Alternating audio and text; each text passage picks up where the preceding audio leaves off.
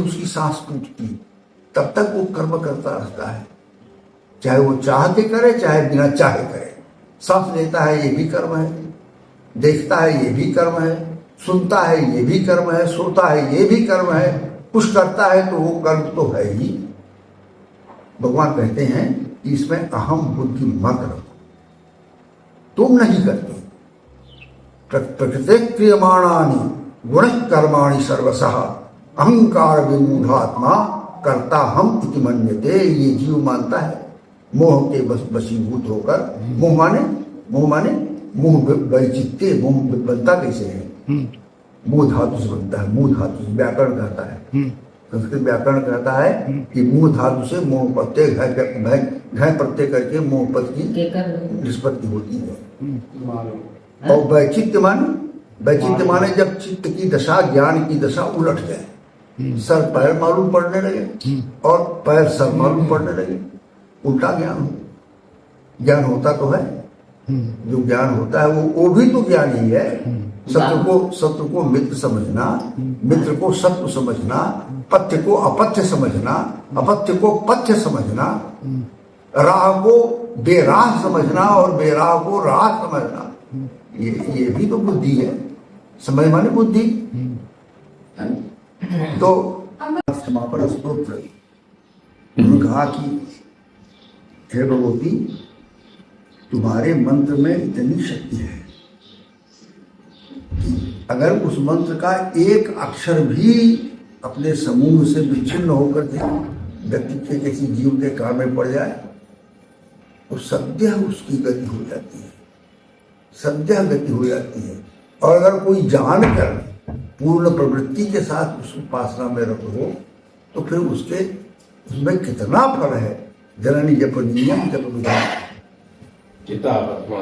हाँ, तो बाद में है ना। हाँ, स्वपाको जलपाको भवति मधुपाको पम गिरा निरातंको रंको विहरति चिरंकोटि कनकई तवा परणे करणे विशति मनुवर्णे फलविदम जनक को जानीते जननी जपनीयम जप विधो। हे माई, हे माता, अगर तुम्हारे मंत्र का कोई एक अक्षर भी विच्छिन्न होकर किसी जीव के कान में पड़ जाए तो स्वपाकः आत्मार्थे बुभुक्षिते सती सुनम अपि पचति जह सह स्वपाको चांडाला। भूख लगने पर जो कुत्ते को भी मार कर खा ले पेट भरने के लिए, उसको कहते स्वपाक। तो स्वपाको एक पापी, जलपाकः बिना मतलब बकवाद करने वाला, व्यर्थ की बात करने वाला, बातूनी जिसको कहते हैं। स्वपाको जलपाको, बड़बड़ाता जो रहे तो जलपाक कहते हैं। जलपत जो सो जैसा जलपाका। स्वपाको जलपाको, ये इतने बड़े पापी, लेकिन भवति मधुपाको पम गिरा, उसकी वाणी में इतना माधुर्य आ जाता है कि लगता है जैसे मधु ही टपक रहा हो उसके मुंह से, इतनी मिठास आ जाती है। स्वपाको जलपाको भवति मधुपाको पम गिरा निरातंको रंगो विहरति चिरंकोटि कनकई। और अत्यंत दरिद्र रंग, इसके पास कुछ भी नहीं लौकिक संपत्ति, वो बिना किसी भय के चिरंकोटि कनकई विहरति, न जाने कितने दिनों तक, न जाने कितनी अथाह संपदा के साथ वो जीवन में विलास करता है, विहार करता है, आनंद में मग्न रहता है। उसके अभाव का अनुभव उनको उसके जीवन से समाप्ति ही हो जाता है। निरातंको रंको विहरति चिरंकोटि कनकई तवा परणे करणे विशति मनुवर्णे फलविदम। हे अपरणे, तव मनुवर्णे करणे विशति, तुम्हारे मंत्र का कोई एक अक्षर भी उसके कान में अगर पड़ जाए तो इदम फलम, ये महत् फल प्राप्त होता है। तवा परणे करणे जब विशति मनुवर्णे फलविदम। मनु मंत्र, मनु माने मंत्र। और जनक को जानीते जननी जपनीयम जप विधौ, विधि पूर्वक जब जो तुम्हारे मंत्र का जप किया गया, जो अनुष्ठान है, साधन है, उसका कितना बड़ा महत्व होता है माई, ये कौन जान सकता है तुम्हारे अलावा। तुमको छोड़कर और इसके महत्व को जानने वाला कोई संसार में है नहीं। तो ये मंत्र ही है। और देखा जाए, सबसे बड़ी बात यह है कि साधना में प्रवृत्ति आदमी के बोला संस्कार से।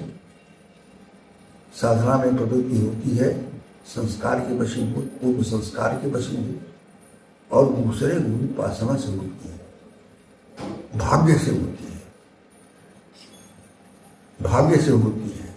बहुनाम जन्मनामन्ते, श्रीमद् भगवद गीता, बहुनाम जन्मनामन्ते ज्ञानवान माम प्रपद्यते वासुदेव सर्वमिति स महात्मा सुदुर्लभा।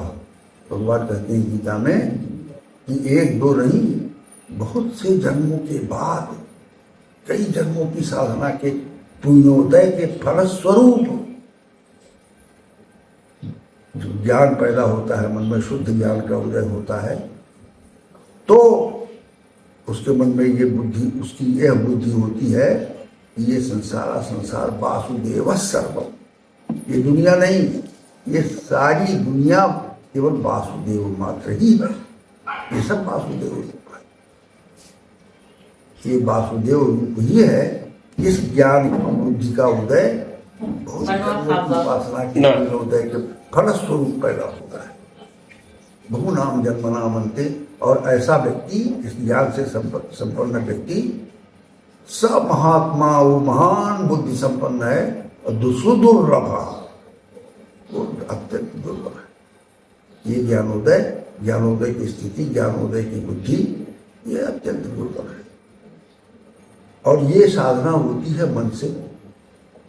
मन है बहुत चंचल। अर्जुन का प्रश्न है भगवद गीता में कि चंचलं ही मन कृष्ण प्रमाथि बलवद दृढ़ तस्याहम निग्रहम मन्ये वायोरिव सुदुष्करम। हे महाराज, हे मेरे गुरु, हे मेरे सखा, हे मेरे मित्र, हे मेरे संबंधी, मेरे सर्वस्व, ये मन तो बड़ा चंचल है, और मन बुद्धि की स्थिति को मथ देता है, किसी जगह पर, किसी लक्ष्य पर स्थिर नहीं रहने देता, और बड़ा जोरदार है। अपनी ठान लेता है तो वही करवाता है जो उस ठान के बैठा है, उस व्यक्ति को अपनी दिशा में जाने नहीं देता। और दृढ़ आग्रही है, जिसको पकड़ लेता है उसको पकड़ लेता है, फिर उसको छोड़ता नहीं। तो तस्याहम निग्रहम मन्ये वायोरिव सुदुष्करम। मेरी बुद्धि में तो उस मन को निगृहित करके किसी एक दिशा में ले जाना, प्रवृत्त करना, ये वैसे ही कठिन है जैसे मुट्ठी में कोई चाहे कि वायु को बंद कर दे। मुट्ठी में बंद करके वायु को रखने की इच्छा रखने वाला व्यक्ति वैसे ही है जैसे मन को कोई बात कर रखना चाहे।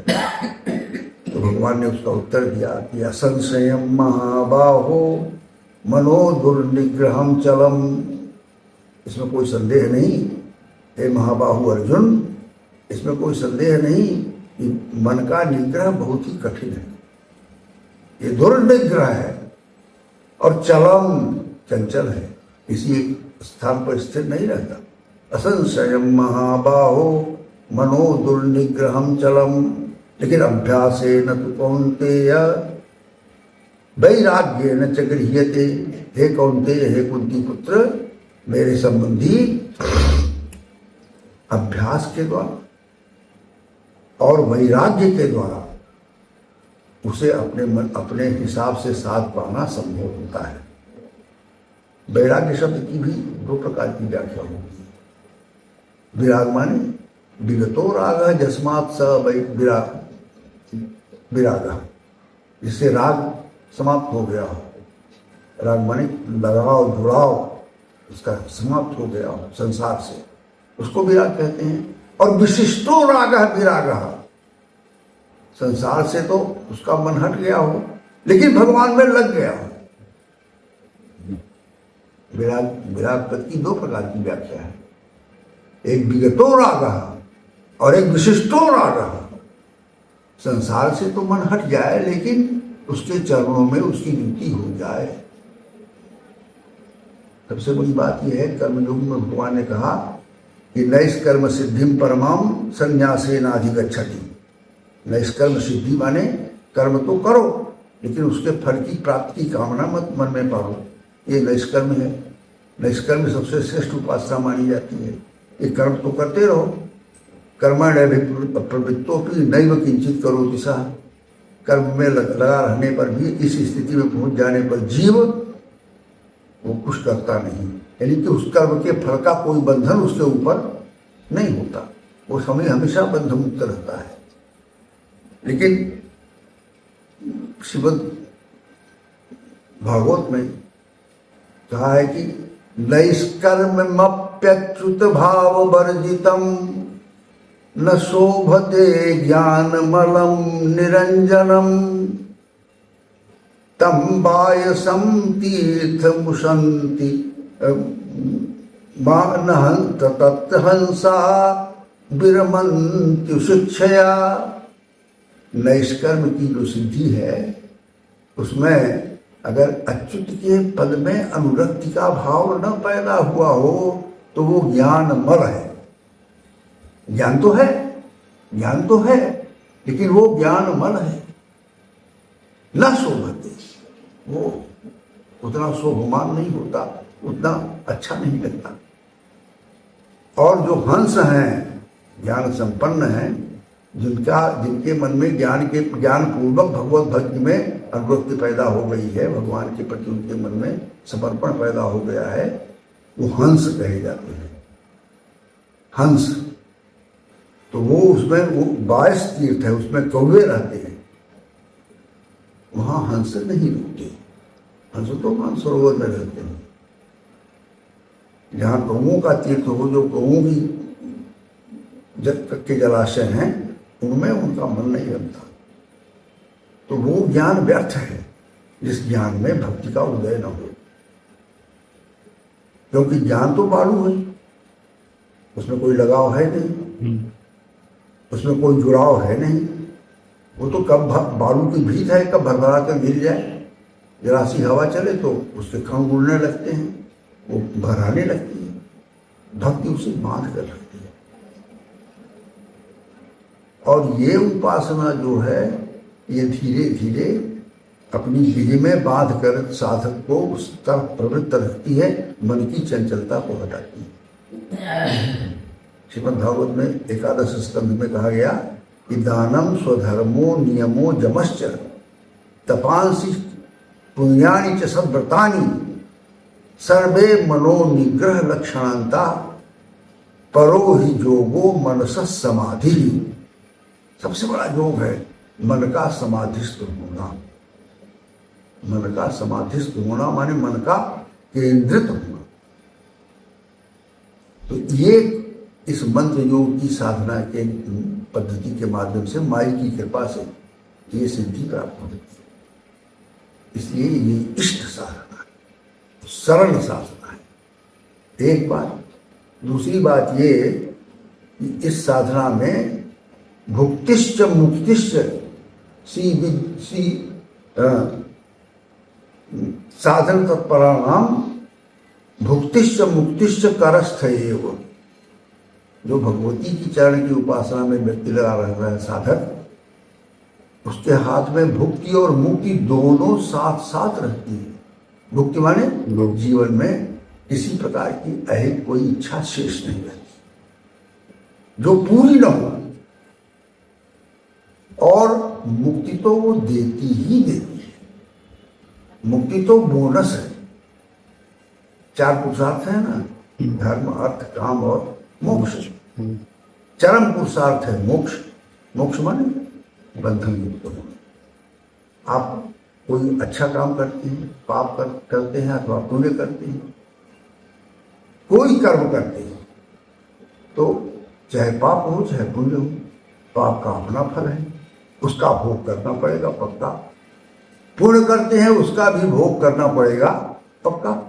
दोनों जंजीर है, दोनों बंधन है। एक लोहे की जंजीर है जिसका दाग पड़ता है, एक सोने की जंजीर है जो शोभा बढ़ाती है, जो बड़े शौक से उसको हाथ में धारण करते हैं। जो पाप करता है वो नरक जाता है, जो पुण्य करता है वो स्वर्ग जाता है। लेकिन दोनों लौट कर आते हैं। और ये व्यक्ति को जीव को बंधन मुक्त कर देती है। जितने कृत कर्म हैं सारे कर्मों के बंधन का नाश कर देती है। ऐसा ज्ञान उदय कराती है, इस प्रकार की बुद्धि का उदय होता है। देखा जाए धर्म कुल के साधन, धर्म कुल के साधन। महात्मा वेदव्यास, अरे महाभारत आकर ग्रंथ है। महाभारत को लोग कहते हैं कि इसको नहीं पढ़ना चाहिए। अरे महाभारत को ना पढ़ो तो जीवन में शून्यता आ जाती है। महाभारत में क्या क्या नहीं है। श्रीमद् भगवद गीता महाभारत में है, यहाँ है ना, महाभारत ही में तो है ना श्रीमद् भगवद गीता, जिसको प्रस्थान त्रयी का मुख्य अंग माना जाता है। शंकराचार्य पद के लिए तीन उसकी कोटियां हैं। एक तो उसको श्रुति वेद में उसको निष्णात होना चाहिए, उपनिषद में उसको निष्णात होना चाहिए, और श्रीमद् भगवद गीता में इसको दिखाते हैं प्रस्थान त्रयी। जो प्रस्थान त्रयी में पारंगत हो वही शंकराचार्य पद पर प्रतिष्ठित होने का अधिकारी माना जाता है, पात्र माना जाता है। तो ये प्रस्थान त्रयी का अंग है श्रीमद् भगवद गीता। कोई ऐसी चीज है ही नहीं जो भगवद गीता में ना हो। ये महाभारत का अंश है। भगवान विष्णु का सहस्र नाम जो है वो भीष्म ने युधिष्ठिर को बताया भगवान कृष्ण के उकसाने पर। भगवान कृष्ण ने कहा युधिष्ठिर से, ये जाओ जाओ, सरसैया पर पड़े हुए हैं, ज्ञान का सूर्य अब अस्त होने वाला है, अब शरीर छोड़ने वाले हैं, जाओ जाओ उनसे कुछ सीख लो। तो युधिष्ठिर उनके पास गए। उन्होंने कहा कि अरे मैं तुम्हें क्या बता सकता हूँ, मेरी स्मृति तो बिल्कुल विकल है। मेरे घाव जो शरीर में अंग अंग रोम रोम में है, उनकी पीड़ा से मैं विकल हूँ। भगवान ने कहा पीड़ा है आपको? ऐसे कहते उनके शरीर पर हाथ फिरा दिया, वो पीड़ा मुक्त हो गई। उनका पूछो क्या पूछना चाहते? युधिष्ठिर का प्रश्न है। वैशंपायनवाच युधिष्ठिर शांतनम पुनरेवाभ्यभाषस्य विष्णु सहस्रनाम प्रारंभ। युधिष्ठिर शांतनम पुनरेवाभ्यभाषते किम युधिष्ठिरवाच किमेकं दैवतं लोके किं वाप्येकं परायणं स्तुवन्तकं कमर्चन्त प्राप्नुर्मानवा शुभम् को धर्म सर्वधर्माणां भवतः परमो मतः किं जपन् मुच्यते जन्तुर्जन्म संसार बंधनात्। ये युधिष्ठिर के 6 प्रश्न है। किमेकं दैवतं लोके, हे पितामह संसार में सबसे बड़ा देवता। किमेकं दैवतं, पहला प्रश्न। किं वाप्येकं परायणम, इस संसार में चलने के लिए राह कौन सी है, गति कौन सी है? दूसरा प्रश्न। किमेकं दैवतं लोके किं वाप्येकं परायणम स्तुवन्तकं कमर्चन्तः प्राप्नुर्मानवा शुभम्। किसकी अर्चना और किसकी स्तुति करते हुए मनुष्यों को शुभ गति प्राप्त होती है? ये तीसरा प्रश्न। को धर्म सर्वधर्माणां, चौथा, को धर्म सर्वधर्माणां भवतः परमो मतः। आपके मत में कौन सा धर्म है जो परम धर्म के रूप में माना जाना चाहिए? क्या परम धर्म है? को धर्म सर्वधर्माणां भवतः परमो मतः किं जपन् मुच्यते जन्तुर्जन्म संसार बंधनात्। और क्या जप करते हुए जीव जो संसार के मोह पास में बद्ध है, जन्म संसार बंधनात् कथम मुच्यते, कैसे वो मुक्त होता है? मुझे इसका उत्तर चाहिए। भीष्म पितामह ने विस्तार से बताया। 20 बार जगत प्रभुं देव देवम अनंतम पुरुषोत्तमम स्तुवन्नाम सहस्रेण पुरुष सततोत्थिता। वो जीव जो सवेरे सवेरे उठकर या हमेशा जागृत रहकर जो भगवान के इन सहस्र नामों की का कीर्तन करता है, पारायण करता है, पाठ करता है, इसके प्रसंग में रहता है, इसके अर्थ की चिंता करता रहता है, उसके जीवन में कोई क्लेश नहीं रहता। जगत प्रभुम देव देवम अनंतम पुरुषोत्तमम स्तुवन्नाम सहस्रेण पुरुषस्य तदोत्थिता तमेव चार्चयन् नित्यं भक्त्या पुरुषमव्ययं ध्यायन् स्तुवन् नमस्यश्च जजमानस्तमेव च। इस तरह से उन्होंने पूरा बताया और यहीं से विष्णु सहस्रनाम की चर्चा की। जानी नामानि गौणानि विख्यातानि महात्मनः ऋषिभिः परिगीतानि तानि वक्ष्यामि भूते, और फिर भगवान के सहस्रनामों का कीर्तन किया। विश्वम विष्णु वसत्कारो भूत भव्य भवत् प्रभु आदि ये सहस्रनाम बताया। ये महाभारत में है। बताइए क्या नहीं महाभारत में है? महाभारत तो रस का भंडार है। महाभारत रस का भंडार है। एक प्रसंग है, युद्ध महाभारत का आरंभ हो गया। भूरिश्रवा ये दुर्योधन के पक्ष का महारथी था। वृद्धश्रवा उसके पिता थे। उन्होंने जब तप करके बड़ा ये वरदान मांगा था कि इसको कोई मार ना पावे, इसका किसी के द्वारा वध हो। अगर किसी का वध इसका वध किसी के द्वारा होता है, जिसके द्वारा इसका वध होता है, इसके द्वारा इसका सर कटकर जमीन पर गिरता है, भूमि पर गिरता है, उसके स्वयं के अपने सिर के 1000 टुकड़े हो जाए। वरदान मिल गया। महाभयानक महारथी था। पांडव पक्ष के थे सात्यकी। सात्यकी अर्जुन के शिष्य थे। अर्जुन कहीं और लड़ रहे थे, और सात्यकी में और भूरिश्रवा में भयंकर युद्ध शुरू हो गया। दोनों के रथ नष्ट हो गए, दोनों के सारे आयुध नष्ट हो गए। फिर तलवार असीम युद्ध शुरू हुआ दोनों में। उसमें भूरिश्रवा भारी पड़ा, और सात्यकी को भूमि पर पटक कर उसने तलवार उठाकर उसकी गर्दन काटनी चाहिए, और अर्जुन को पता चल गया। जहां से थे उन्होंने अमोघ बाण मारा। भूरिश्रवा का कटा हुआ हाथ, उठा हुआ हाथ कट गया, उसका सर कट गया। हाथ कटकर तो ही गिरा, और सर कटकर सीधे उसके तपस्यारत जो उसके वृद्ध पिता थे वानप्रस्थ में, जिन्होंने वरदान मांगा था भूरिश्रवा के लिए, उनकी गोद में जाकर गिरा। अचकचाकर उठे, और चूंकि उन्होंने वरदान में याचना की थी कि जिसके द्वारा इसका सर भूमि पर गिरे उसके सर के 1000 टुकड़े हो जाए, तो खुद उनका अपना सर 1000 टुकड़े में पट गया। मारा तो अर्जुन ने, लेकिन भूमि पर गिरा, वो बाण ले जाकर सीधे उनके गोदे में सर को गिराया, और अचकचाकर उठे तो भूमि पर उनके द्वारा सर गिरा, तो उनके मस्तक के टुकड़े हो गए। उसी प्रसंग का श्लोक है, आप सुनिए। हमारे याद पर संयोग से जब उसका हाथ गया उसके रनिवास में, तो उसकी रानियां रोने लगी। एक श्लोक सुनिए, एक छंद सुनिए महाभारत का। अयं रसनोत्कर्षी पीनस्तन विमर्दनः नाभ्युरुजघन स्पर्शी नीवी विसंसन करः। रानियां रो रही हैं पति का हाथ देखकर। अयं करः, ये वही हाथ है। रसनोत्कर्षी, जो हमारी करधन उठाता था, मेरी करधन को उठाने वाला श्रृंगार रस का है। अयं रसनोत्कर्षी पीनस्तन विमर्दन, हमारे कुछों का स्पर्श करने वाला। और नाभि उरु जघन स्पर्शी, नाभि का उरु का जंघा का स्पर्श करने वाला। नीवी माने साड़ी का बंधन। विसंसन, उसको शिथिल करने वाला।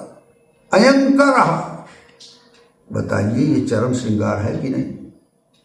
है कि नहीं? और भूमिका क्या है? करुणा का। करुणा की है। इसमें करुण रस है कि इसमें श्रृंगार रस है? बताइए, इसमें कौन सा रस है? करुण है या श्रृंगार है? श्रृंगार है ना। हाँ ना, है करुण रस है। करुण। हाँ, श्रृंगार से सुपुष्ट करुण है। श्रृंगार से और पुष्ट हो रहा श्रृंगार से सुपुष्ट करुण है। है। अच्छा। हाँ, चिता जल रही है और उस चिता में घी डाल दो। घी तो अग्नि नहीं है, लेकिन उससे उसकी लपटें धधक उठती है नहीं, तो उस कारुण्य को बढ़ाने वाला है।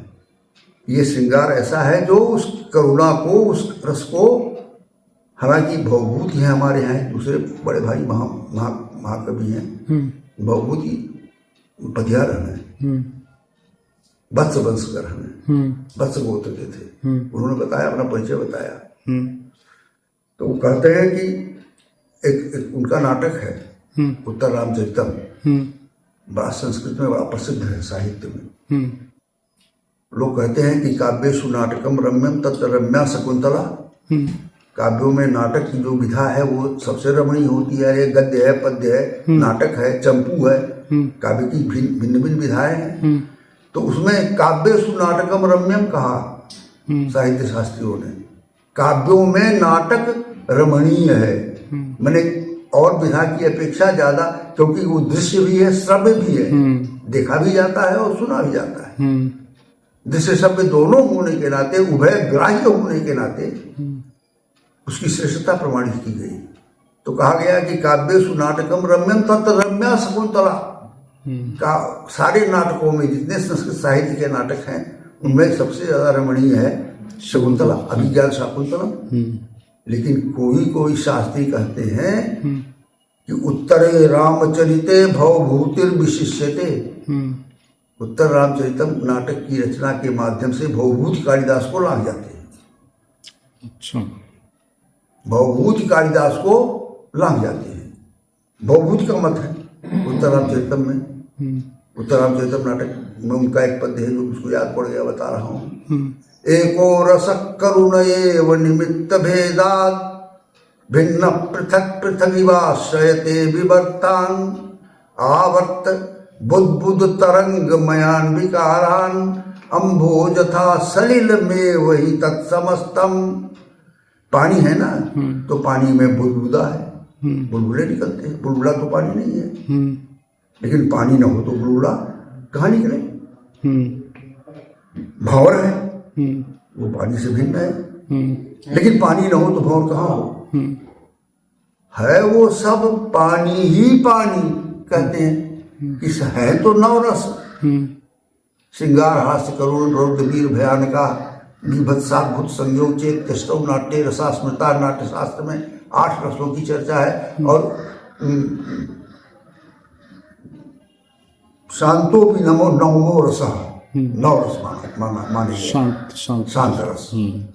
तो इन नौ रसों में श्रृंगार की प्रधानता मानी जाती है। वो कहते नहीं, एको रस करुण एव। नौ रस की सत्ता में नहीं मानता, भवभूत कहते हैं।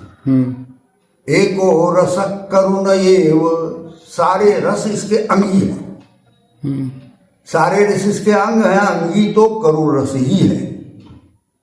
सबकी परिणति करुण में ही होती है, सबकी परिणति करुण में ही होती है, ये भवभूति का मत है। एको रस करुण एव निमित्त भेदात्, भिन्न भिन्न निमित्तों के नाते, निमित्त के भेद के नाते वो भिन्न भिन्न रूप में, भिन्न भिन्न नाम से वो जाना जाता है तो वो सब करुण। तो ये बड़ी विशिष्ट बात है इस महाभारत में। बताइए, अयं सरसनोत्कर्षी पीनस्तन विमर्दन ना।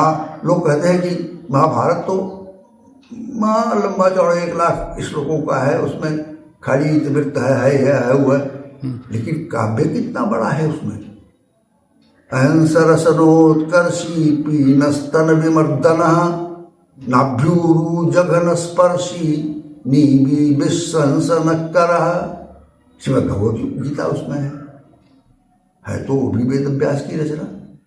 ये 2-3 ये अद्भुत उसमें रत्न है। महाभारत में भरे हुए। महाभारत न पढ़ो तो जीवन ही शून्य हो जाए। जबकि वर्जना कई लोग करते हैं। वर्जना करते हैं। ऊर्ध्वबाहुर्विरोमेश न च कश्चित् शृणोति मे धर्मात् अर्थश्च कामश्च स धर्मो किन्न सेव्यते।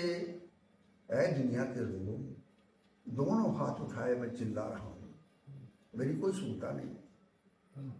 तुम्हारे भले की बात कर रहा हूं, मेरी बात नहीं सुनते। ऊर्ध्वबाहु, दोनों हाथ उठाकर ऊपर, विरोम भी, मैं चिल्ला रहा हूं। न च कश्चित् शृणोति मैं, मेरी कही हुई बात पर कोई ध्यान नहीं देता।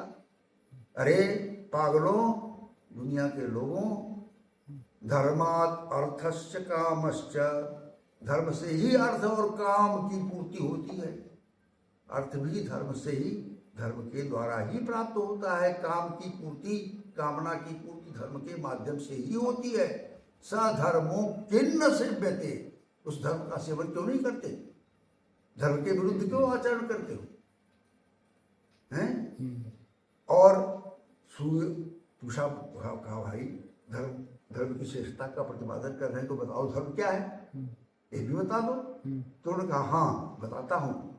सूयताम धर्म सर्वस्वम श्रुत्वा चाप्यवधार्यताम आत्मन प्रतिकूलानि न परेशान समाचरेत। सबसे बड़े धर्म की बात तुम्हें बता रहा हूं। धर्म सर्वस्वम सूयताम, धर्म का प्राण तत्व मुझसे सुन लो। ये धर्म का प्राण बता रहा हूं। इस एक चीज को मान लो, बाकी कोई मानो मानो ना मानो। क्या कौन का खाली सुनो ना, अवधार्यताम, मन में इसको गांठ मात कर रख लो, इस पर ध्यान केंद्रित करो। सूयताम धर्म सर्वस्वम श्रुत्वा चाप्यवधार्यताम, क्या बड़ा धर्म है उनका। आत्मन प्रतिकूलानि न परेशान समाचरेत। जब कभी किसी के साथ कोई व्यवहार करते चलो तो पहले जिसके साथ व्यवहार कर रहे हो उसकी भूमिका में अपने को डालो और सोचो कि अगर ये व्यवहार वो तुम्हारे साथ करता होता तुमको कैसा लगता।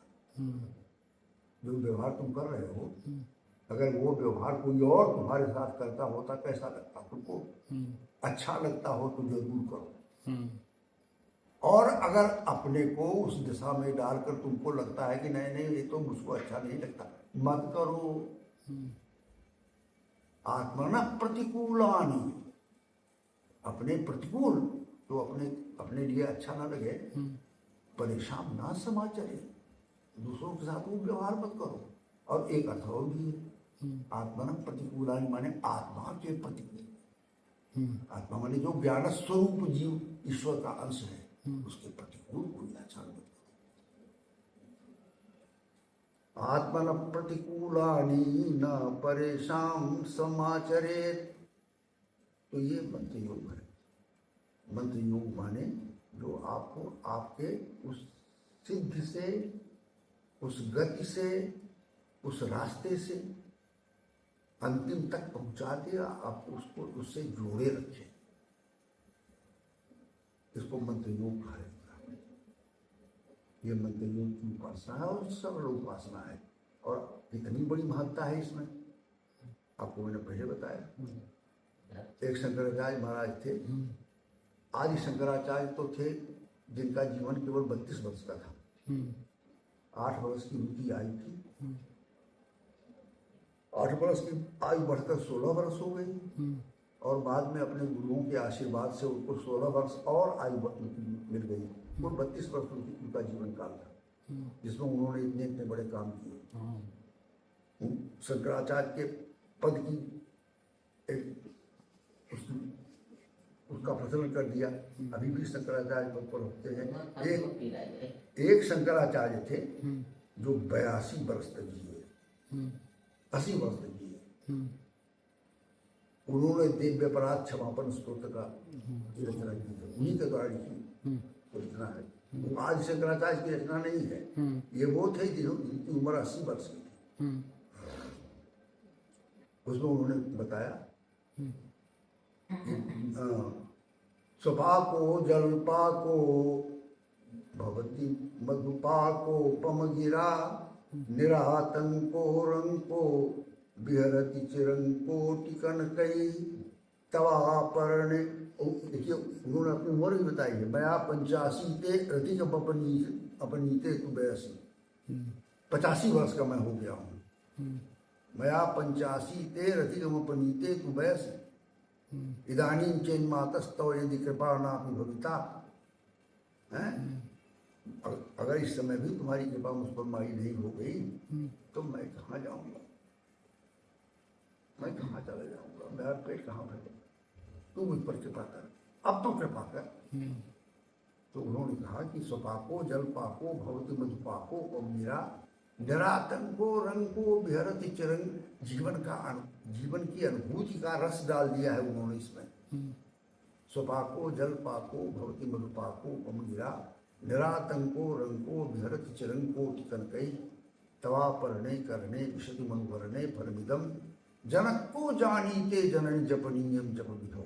विधिपूर्वक अगर तेरी साधना मंत्र की हो गई तो उसका कितना बड़ा महत्फल होगा जीवन में, कौन जान सकता है? तू ही जान सकती है, मुझ जैसा अल्पज्ञ तो नहीं जान सकता, और न जान सकता है और न वर्णन ही कर सकता है। और एक बात और भी, जो जानता है वो बताता है, जो जानता है वो बताता है, क्योंकि उसको अपने उस आनंद समुद्र से बाहर आने की उसकी फुर्सत नहीं, उसकी चेतना नहीं। देखिए सुखदेव जी महाराज जिन्होंने श्रीमद् भागवत का श्रवण कराया परीक्षित को, वो अपने आप के आत्मानंद में इतने डूबे रहते थे, उनको ये नहीं पता चलता था कि मैंने कपड़े पहन रखे कि नहीं पहन, मैंने भोजन किया कि नहीं किया। पागल थे, पागल जैसे लगते थे। न कपड़े की चिंता, न शरीर की चिंता, आत्म सुख में डूबे हुए, एक पल भी कहीं ठहरते नहीं थे। उनकी वंदना है श्रीमद् भागवत में द्वादश स्कंध में। द्वादश स्कंध में उनकी वंदना का श्लोक है, स्वसुख निभृत चेता तद्युदस्तान्य भावो पैजित रुचिर लीला कृष्ण सारस्तदीयम व्यतनुत कृपया जस्तत्व दीपम पुराणम तमखिल ब्रिज नघ्नम व्यास सूनु नतोस्मि। स्तुति माने गुण कथनम स्तुति। जब किसी के गुण की चर्चा की जाए वही स्तुति है। भगवान विष्णु के नामों की चर्चा होती है, वो उनकी स्तुति है। और उनके जो नाम है उनके गुण हैं। गुण यानी नामानि गौणानि विख्यातानि महात्मनः ऋषि परिगीतानि तानि वक्ष्यामि भूते। भीष्मपितामह जी महाराज ने कहा है गौणानि माने गुण संबंधी, जो उनके गुण से संबंधित जो उनके नाम हैं, जिन नामों में उनकी चर्चा हुई है, उनकी स्तुतियों का गान हुआ है, वही तो उनकी स्तुति है। भगवती की स्तुति देवी दुर्गा सरस्वती है, तो भगवती के स्वरूप का वर्णन ही तो उसमें है। भगवती क्या है इसका वर्णन ही तो दुर्गा सरस्वती है, तो ये स्तुति है। तो ये स्तुति है।